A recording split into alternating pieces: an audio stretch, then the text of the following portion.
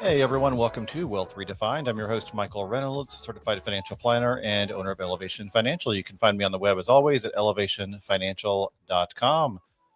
All right, today we're going to talk about decluttering your finances, how decluttering your finances can improve your life. So, a cluttered financial life is rarely just about disorganization. More often, it's also a source of stress. It can be an underlying source of anxiety that can affect things like decision making, emotional health, your ability to achieve financial goals. Um, we have all sorts of subscriptions and bank accounts and tools and platforms and all sorts of stuff in our financial life available to us. And financial clutter is more common than ever.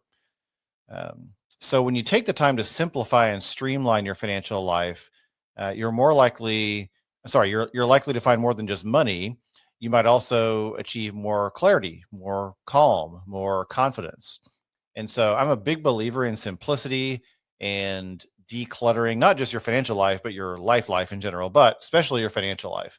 I see all sorts of cases where there's financial clutter everywhere. There's multiple bank accounts, investment accounts scattered everywhere, subscriptions everywhere, just all sorts of financial clutter. And so, what is financial clutter? What does that look like?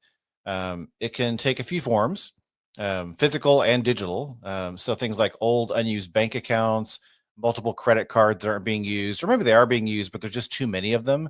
I see people with 10, 15 credit cards or more, and it's just a mess. I see people with multiple bank accounts where there's like 7 or 8 different bank accounts, and half of them aren't being used for anything. They have maybe $5 in them, but they're just no purpose.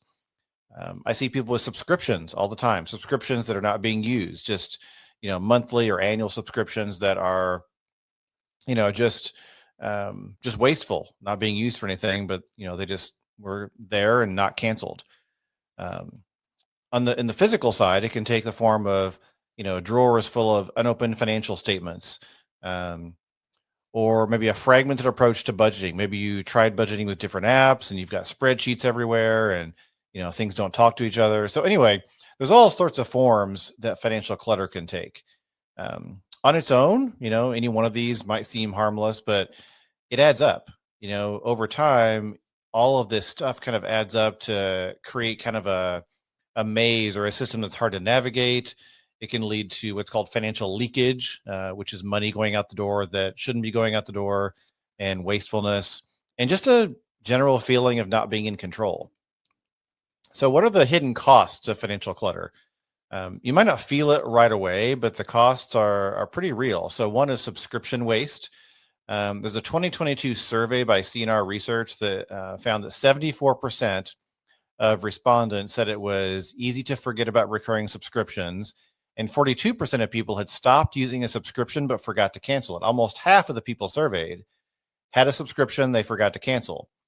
Americans spend an average of $273 per month on subscription services, and more than 2/3 underestimate how much they're actually spending by about $133 per month. And that's over $1,500 per year in potential waste. It's kind of money going out the door that you didn't really account for or didn't intend on spending.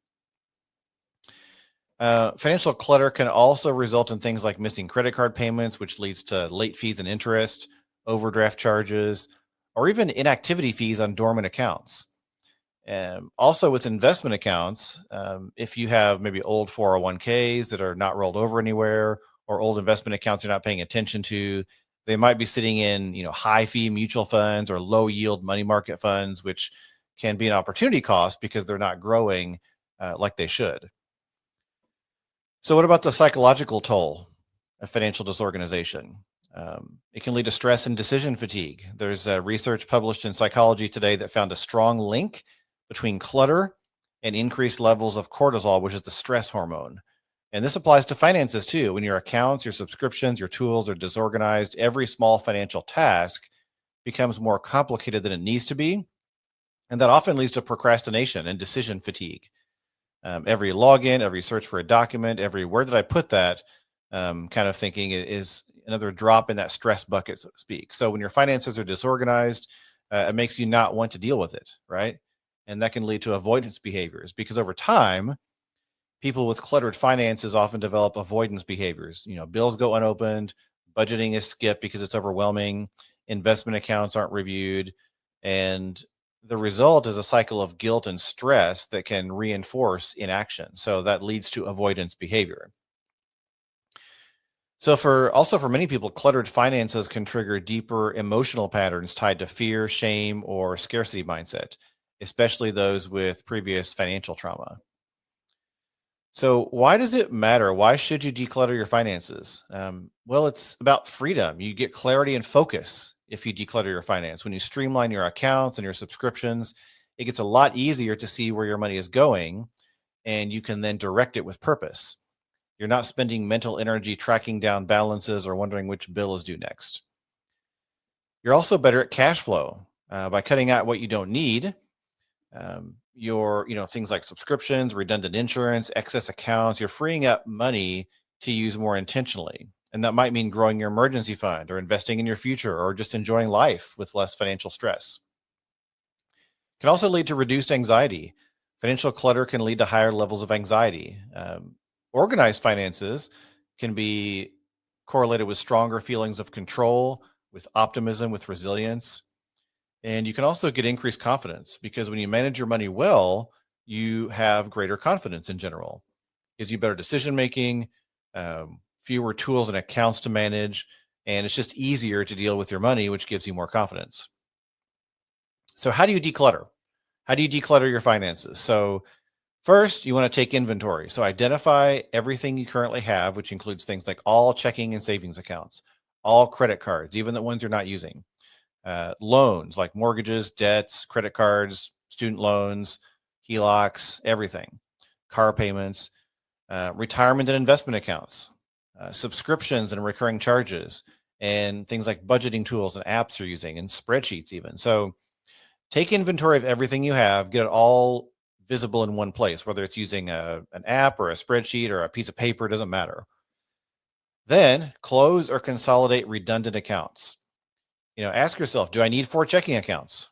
Is there value in holding 3 different retirement accounts with overlapping investments? Consider merging accounts that are already within the same bank. Roll over old 401ks into a single IRA, or maybe your current 401k, whatever makes the most sense for you. Maybe pay off and close unused credit cards, especially those with high fees. So less complexity equals less friction, which can give you more peace of mind. Also, cancel subscriptions you don't use. Use your bank statements or a subscription tracking tool to identify subscriptions you've forgotten about or you don't use anymore. Cancel anything that doesn't bring value. Consider replacing automatic renewals with manual renewals so you're forced to pause and reassess every year. And you want to streamline and automate. So choose one budgeting tool or app that works for you and commit to it. Automate bill payments to avoid late fees. Set up automatic transfers to savings and investment accounts, and automate as much as possible. It's not just about efficiency, it's about creating systems that support your goals without constant decision making.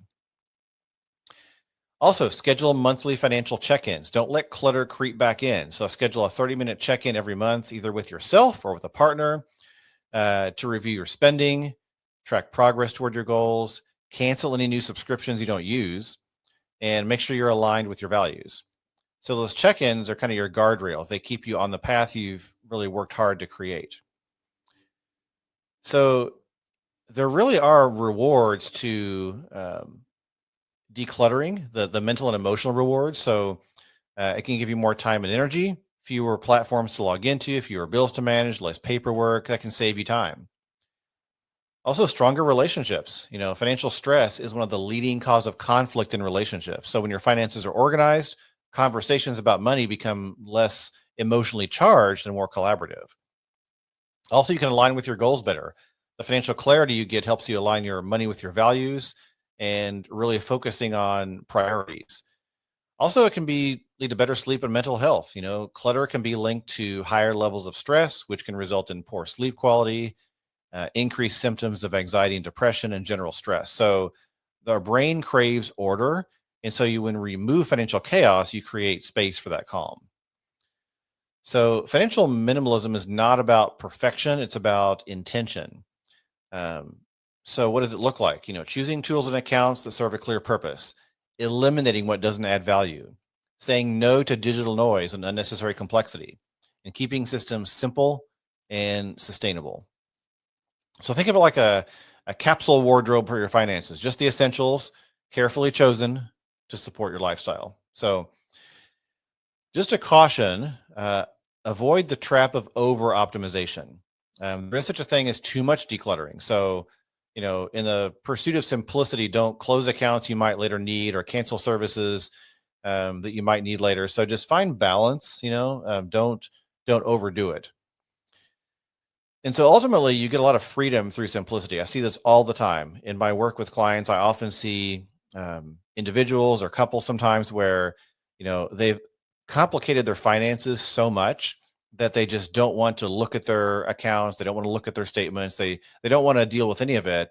And again, that leads to problems because you can, miss payments, you can miss opportunities, you can under optimize and not get the growth you want to in your accounts.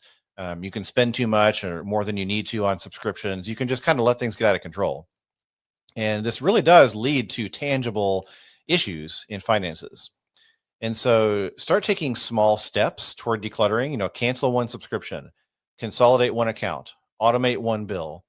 Each small step is going to bring you closer to a financial life and a system that organizes your finances and supports your goals.